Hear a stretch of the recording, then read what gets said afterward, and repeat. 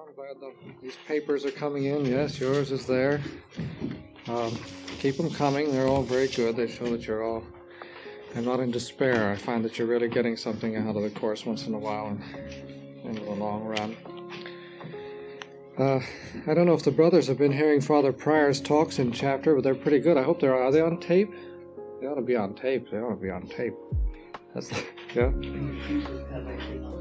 Well, he's a smart man. He's thinking about his future, his canonization, and things like that. Well, it's very good anyway.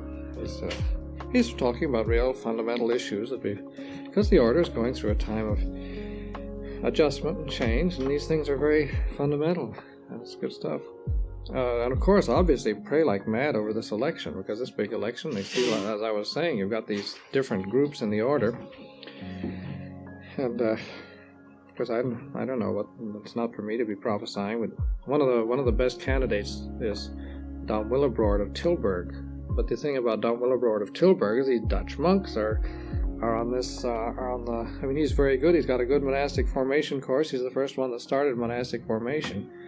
But the Dutch monks are the ones who are more for this activity stuff too. I don't know, getting out of the monastery and that sort of stuff. So of course the cigars. So just because if Dom Willebrord gets in, don't automatically think we're all going to get cigars at Christmas. But anyway, and then several of us told Dom James that he might get it, and now he's worried. Because he might. I mean, he might be a compromise candidate. See, the French and the Dutch and the Belgians might get themselves in a deadlock, and they might end up electing an American just to break the deadlock. So, in other words, it's quite a thing. Never know what's going to come up. Well, now, of course, this all ties in with St. Bernard. See, we want to talk about this tract on conversion. And now, remember, who was this thing on conversion preached to? It's a real rip-roaring sermon. And it was preached to a certain class of people. You would call them today by one word. What would be the word you'd call them today as a general class? Paris University students. Paris University students. Well, now, what does that correspond? Does that correspond to Paris University students today? Well, not quite. They were certainly intellectuals, yeah? Clerics. They're seminarians. See, this is to preach to seminarians. These are the birds, that's the Holy Spirit. This is a sermon preached to seminarians, see, and he's telling the seminarians that if they don't look out, they're all going to hell, see. So therefore, you have to realize that this is a different situation from today, because if you want to say that, no matter what may be the advantages and disadvantages of seminary life, today they're more or less, it's a relatively tame affair. I mean, it may have its drawbacks and so forth, but you wouldn't, if you were preaching a sermon to seminarians, the first thing you wouldn't say, well, for heaven's sakes, look out, you're all going to hell, see. But this is what St. Bernard says to these students in Paris, these clerics in Paris. And of course, this is a very important part of his doctrine. And really, when you see this, you see that if you don't understand the background of St. Bernard, you don't get at all what he's talking about in anything. I mean, even, for example, his doctrine on love, you don't understand it fully unless you see it against the background of secular love that was going along in the 12th century. Because it was love was a big thing. Love always has been a big thing, but in the 12th century, there was a whole new angle on this business of love. And this had a big effect on St. Bernard's doctrine on love. It also had a great effect on several other things that he wrote about. What was the chief thing that happened in the early Middle Ages in regard to love and literature and social, the whole outlook on love and life and stuff like that? Who's had this sort of stuff in college? Brother Dunstan, do you remember? Well, there's one great thing that happens in the Middle Ages, a very important change in the outlook of people. A really fundamental change. Brother Cyprian, do you remember? Hold the cross. Chivalry, all right, chivalry, and that had a big effect on the attitude towards what? Or who? Women, towards women. See, this is extremely important, is it the fact that in the 12th century, a whole new attitude towards women came up. What was the old attitude and what's the new attitude? Brother Paul Across.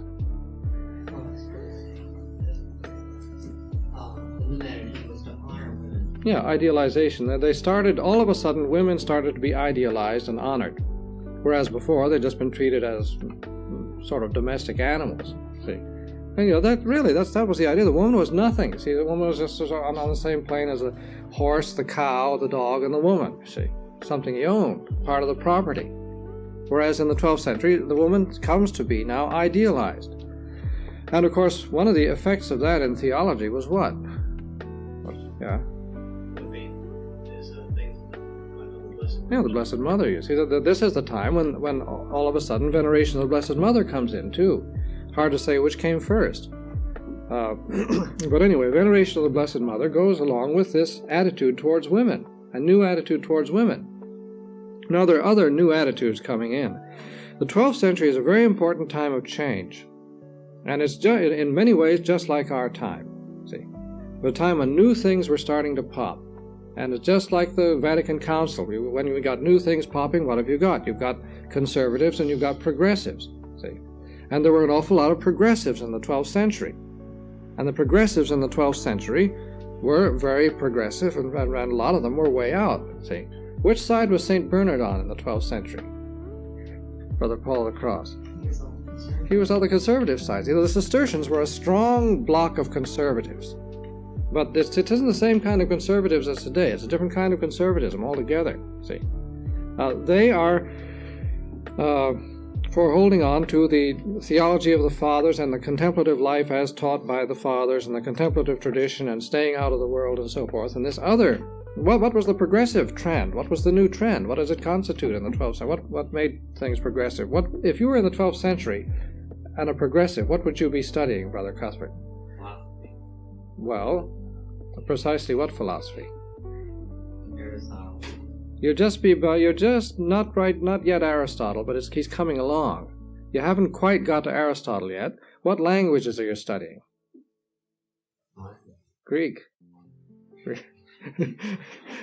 They all knew Latin. I mean, the clerics all knew Latin, but the progressives are studying Greek. The old-timers don't know Greek. Bernard, not a word of Greek. Didn't know any Greek. Not interested in Greek. William of St. Thierry might have had some contact with Greek, but not much. So in the 12th century, if you're a progressive, first of all, you're studying Greek. And you're not only studying Greek, but you're beginning to translate Greek. And you're beginning to find out about Aristotle. But where's Aristotle coming from? You're not reading Aristotle in Greek. You're getting Aristotle from someplace else, Brother Kieran. He come from the Islam. Yeah, he's coming in Arabic, translated into Latin. See? So then if you're one of the progressives, you're also reading Aristotle, beginning to get ready to read Aristotle, translated into Latin. See? Now Peter the Venerable, who was a very bright fellow, he's right in the middle. Of course, another thing that's coming in too, another important branch of study that's growing is what? Besides Greek and see, it's going to be Aristotle's logic especially that they're going to study. Greek and dialectics. And then there's another very important one that we don't usually think about at all. Who knows? Science, medicine especially. See, medicine and the beginning of natural science. Just the first little bit of a they're not really starting what you'd call science, but they're starting a new attitude towards the universe, a new attitude toward the world.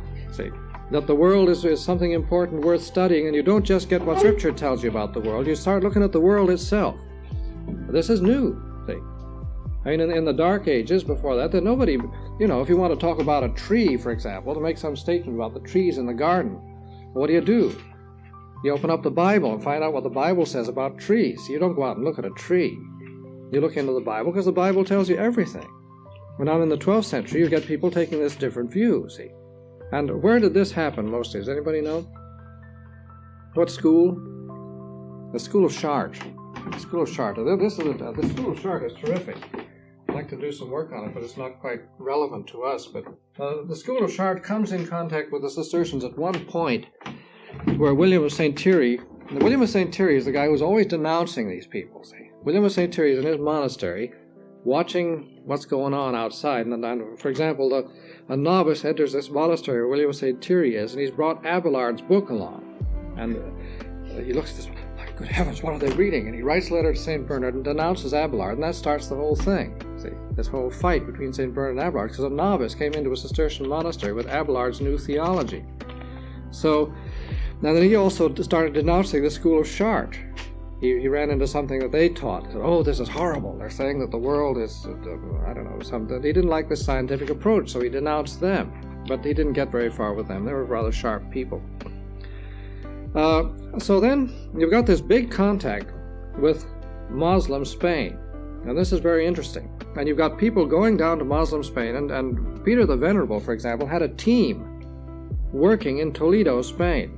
And, Toledo is a very important place because it's right on the practically the point of contact between Muslim Spain and Christian Spain at that time. What else is Toledo famous for? If you read the right kind of novels.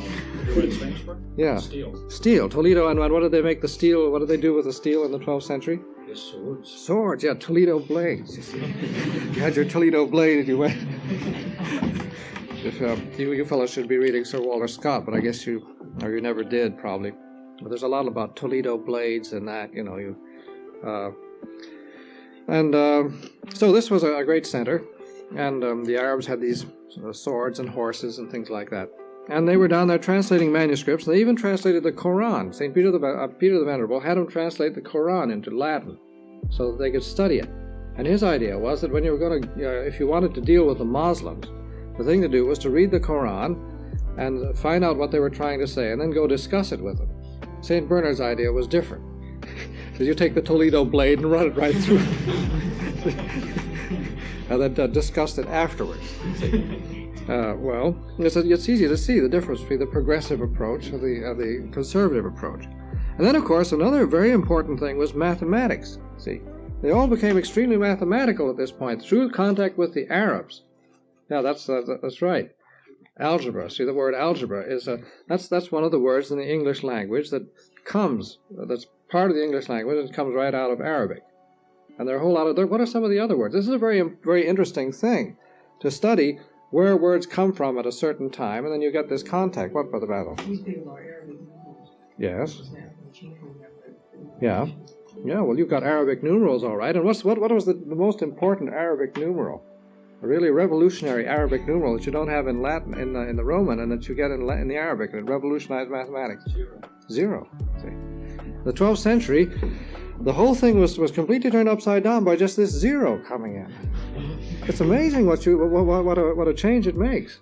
See, in Roman numerals you got no zero. And anyway, who'd like to work out a multiplication, one of these real nice long multiplications in Roman numerals? I don't know how they did that. But anyway, so that was another thing. And then there was also, what are some other Arabic words? Alcohol, definitely. See, this very revolutionary stuff.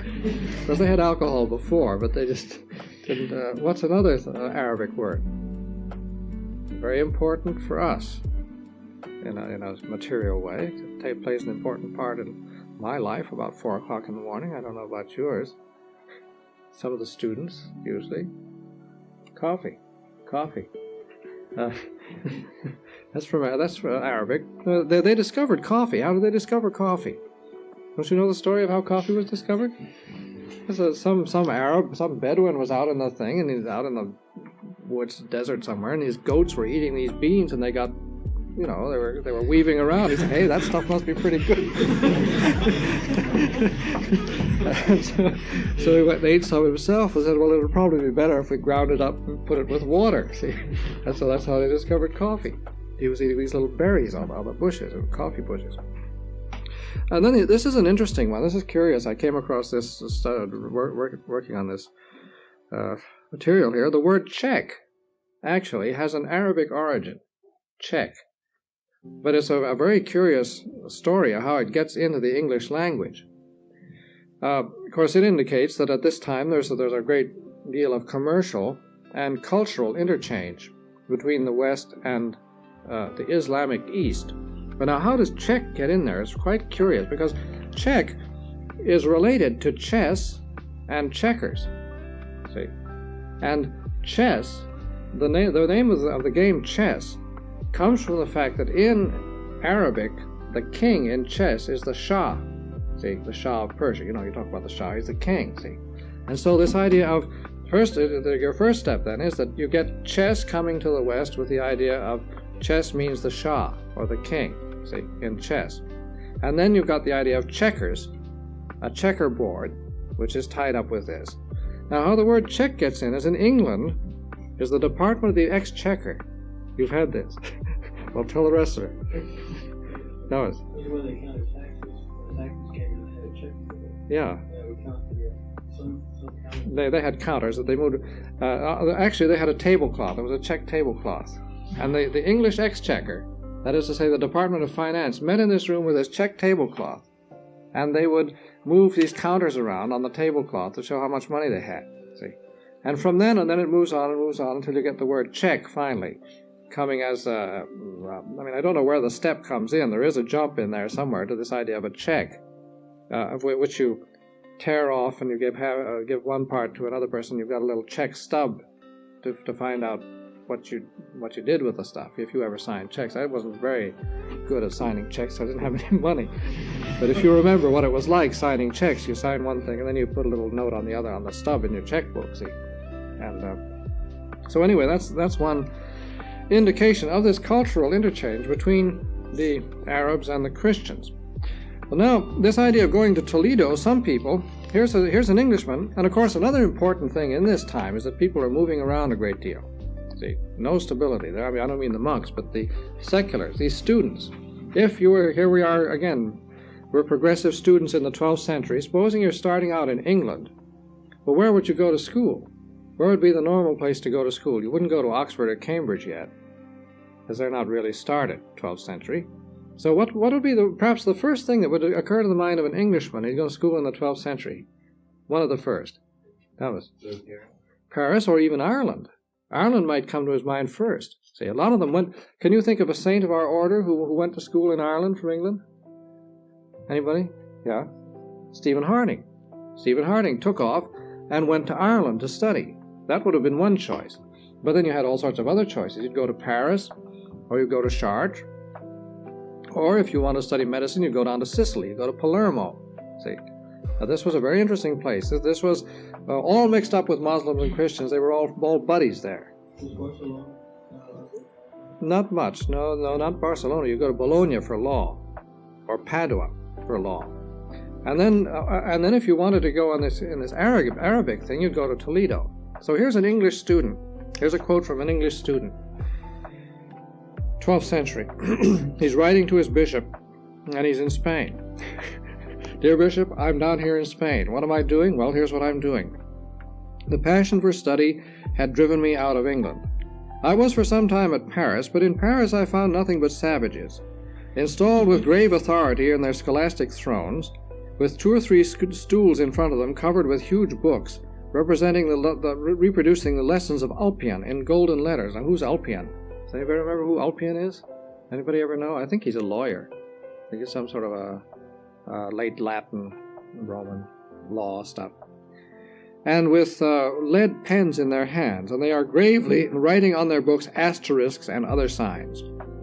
Their ignorance constrained them to remain like statues, and they pretended to show their wisdom by their silence. But as soon as they opened their mouth, I heard nothing but babblings of children. Having understood the situation, I reflected how to get out of the risks of this, and to embrace the arts which throw light on the Scripture in some other way than just by saluting them in passing.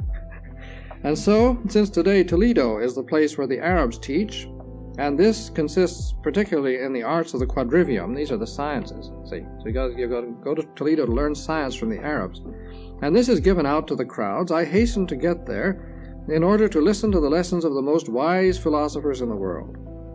Friends having called me back and having invited me to come back from Spain, I am now back in England with a precious quantity of books.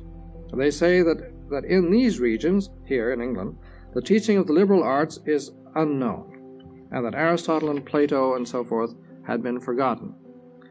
And so he goes on and says what a wonderful thing it was to be in Spain learning these sciences from the Arabs.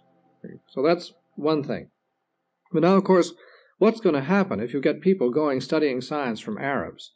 See, Christians going to Spain and studying science from Arabs. Naturally, they're going to come back to the Christian lands with what kind of an outlook? What will be the new approach? Will they be extremely docile and submissive? Will they accept everything that somebody tells them, or will they be what? Cuthbert?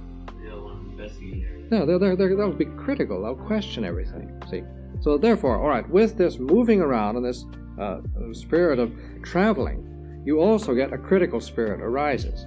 Now, in that book that we had in the refectory, the man about St. Thomas, he divided it up into these two spirits that were fighting: the spirit of reverence and the spirit, what was the other one? Criticism or something, or rebellion? I think he said. See, what? You always said reason.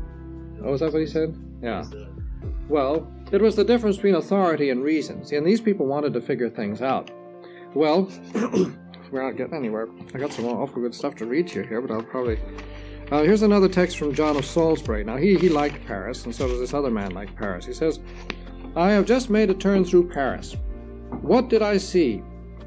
Lots of food, happy people, the clerics surrounded by respect, the majesty and the glory of the entire church, the diverse activities of the philosophers. I seemed to see full of admiration the ladder of Jacob, of which the summit touched the heavens, and with the angels going up and down. Delighted with this happy pilgrimage, I had to avow, the Lord is here, and I did not know it. And the word of the poet came to my mind, happy the exile of he who has this as his dwelling." See, now he thinks Paris is very good. This is a wonderful place. He's delighted with Paris. Now, remember, he's talking about Jacob's ladder here. Another one compares it to Jerusalem. See, now you've got to Paris. You've found the heavenly Jerusalem. It's the dwelling of David and so forth. Well, they call Paris everything. St. Bernard called it not the Jacob's ladder, not the heavenly Jerusalem, but the gate of hell. See, but what St. Bernard calls Jerusalem is the monastery. See, so his idea is that the monastery is the right kind of school to go to, and that the monastery is set up against Paris as the true school, the school of Christ, and Paris is the school of not only liberal arts and sciences, but also of an evil life. See, Peter of Celles, he says this, "O Paris, you know well how to ravish and deceive souls. The nets of vice, traps of evil, the arrows of hell destroy the innocent in your streets. Happy, on the other hand, is that school where Christ teaches to our hearts the words of eternal wisdom." This is the monastery. See? "And where, without labor or courses, we learn the way of eternal life. We buy no books, we pay no professor, we have no embroiled disputes, no sophisms. The solution of every problem is simple. We learn the reasons for all things." See? But how do we do? This is a different kind of learning altogether. This is the contemplative wisdom, see, in which we learn not by investigating things, but by going to their source and so forth. So that's that contrast. Well, I want to read you a little bit of stuff that isn't at all edifying, but it's very important for the history of the period. And this is the kind of a reflection of student life, the sort of poetry written by the so-called Goliards. See, now you need to, it's good to have heard of these people.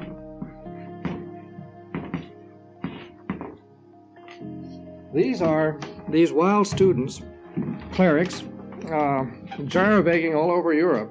They're wandering students, the wandering scholars. And their lives are devoted to trying to get some kind of a degree so that they'll get some kind of a living. But meanwhile, their chief occupations are gambling, drinking, and chasing after the girls. See? And they've got all this poetry that they wrote, which is very interesting, and some of it's very funny. And a lot of them are drinking songs. And this is the kind of thing that St. Bernard is preaching to, see. I mean, when St. Bernard is preaching in Paris, you've got to think of these Goliards, because these were the fellows in the audience, see. And some of them entered Cistercian monasteries. Some of them would get converted, like Serlo of Wilton, or Helenand was one at one time, I think. Oh, he was perhaps a court poet. But these people would sometimes get in the monastery and then reform and live a good life and so forth. Now, the ancestor of the Goliards was an Irishman. This goes back to these early Irishmen in the time of Charlemagne. There's a wonderful man, and he isn't a bad person at all. He's a real good Irish monk who got chased out of Ireland in the Norman invasion. And he went to Liège in the 9th century. See, that's in Belgium. And this is a man called Sedulius Scotus. Anybody called Scotus, it means is Irish, except that Duns Scotus really is Scotch. The Scotch and the Irish are closely related. And Sedulius Scotus was a poor Irish scholar living in Liège under the patronage of the bishop. And when he ran low in funds, he would write a poem. He was a poet. He would write a poem to the bishop and say, "Hey, bishop, I'm getting low in funds," and then he'd sort of turn this poem in a real nice sort of way, and then the bishop would come through and give him some more money to live on for a while. And he and a bunch of Irishmen were living in this old house in Liège and trying to survive on the food that the bishop would give out to them, and then they'd teach courses and so forth. And they're always broke. This is typical student life. That's a beautiful Latin poem. I'd love to read the Latin. Not just maybe 2 lines of Latin because it's so beautiful. And then somebody tell me what the Latin says. Nunc viridant segetes, nunc florent germine campi, nunc turgent vites, et nunc pulcherimus anus, nunc picte volucres per mulcent aetera cantu, nunc mare, nunc tellus, nunc celi sidera rident. This is your old classical Latin rhythm. See, these are hexameters. What's it about in general? Anybody get any? Yeah. It's kind of the pastor's Yeah, it's flowers growing up there. yeah. That's true. That's right. It's the spring. See, it is spring. See, 'tis spring. See, so he starts out with this. But now I'll read it in English. You see the whole thing. See what it's all about. Now green are the cornfields, and bloom is on every bough. The vineyards are now in bud. The best of the year is now. The air is soft with the songs of motley birds the while. Now sea, now land are smiling. Now stars in heaven smile. But ours is a bitter potion. The saddening truth is this: we're out of mead and beer, and Bacchus's gifts we miss. Alas, what manifold shrinkings the flesh pots are subject to, and the earth so prodigal of fruits, and the air of dew. I am a writer, I own it, an Orpheus, a second Musicus, I am the ox that treads out corn, may someone profit thereby. Yes, I'm your knight of learning, armed with a poet's pen. Muse, ask our good Father Bishop, when do we drink again? So this is very nice. Sedulius Scotus is like this. He's a civilized man of the 8th century. But you get down to the 12th century, it gets pretty rough. But there's one man. He's called the Arch-Poet of Cologne, I think he is. Or I don't know. These are the Carmina Burana. And this is a drinking song. And it's about life in the tavern. That is a wild... I don't know how much time I've got. Perhaps I'd better just read a little bit of it in Latin so that you'll get the feeling of it. He's saying we drink one to the Pope, and one for the faithful departed, and another one for all Christians, and one for vagabond monks. And they get up to about... And he said, after this he says, everybody's drinking, he says. Bibit hera, bibit heros, bibit milis, bibit kleros, bibit ille, bibit illa, bibit servus cum ancilla, bibit velox, bibit piger, bibit albus, bibit niger, bibit constans, bibit vagus, bibit rubus, rudis, bibit magus. Bibit pauper et grotus, bibit exulet ignotus, bibit puer, bibit canus, bibit presulet decanus, bibit soror, bibit frater, bibit anus, bibit mater, bibit issa, bibit ille, bibunt centum, bibunt mille. What was that, more or less? For the whole world. No, well, they're all drinking. See, the old man, the young man, the exile, the unknown, the boy, the dean, the president, the old woman, the mother, the slow man, the fast man, the captain, the parish priest, and so forth. They drink, the poor man ill at ease, the no account gone overseas. They drink, the boy, the reverend man, prelate and dean both clink the can. They drink, they drink the sister with the brother. They drink, old maid and mother. What hundreds, nay, what thousands think, drink, drink, drink, drink. So this is the kind of people that St. Bernard was dealing with, see. They were interested entirely in drinking and gambling and that sort of stuff, and he wanted to tell them, now look out, you're losing your souls, see. So when we get to this thing on De Conversione, you want to see this as the background. Incidentally, somebody made a record of these Goliard poems, and Matt Scott had it around. I'll see if he's got it, because if he's got it, it's worth listening to. It's just simply people singing these things, and it's got a terrific rhythm. to it. But in other words, what you've got in the 12th century, you've got this terrific outburst of all kinds of life, see. And St. Bernard is coming in there with spiritual life and saying, it's all right, have a good time and all that, but it isn't going to get you anywhere. If you want the real meaning of life, you've got to come to us. And that brings us to the same sort of situation we got today, where you've got a lot of monks who say, well, the thing to do is let's have lots of life in the sense of let's broaden out and have a good time. Is it a good time? Auditorium nostrum in nomine Domini.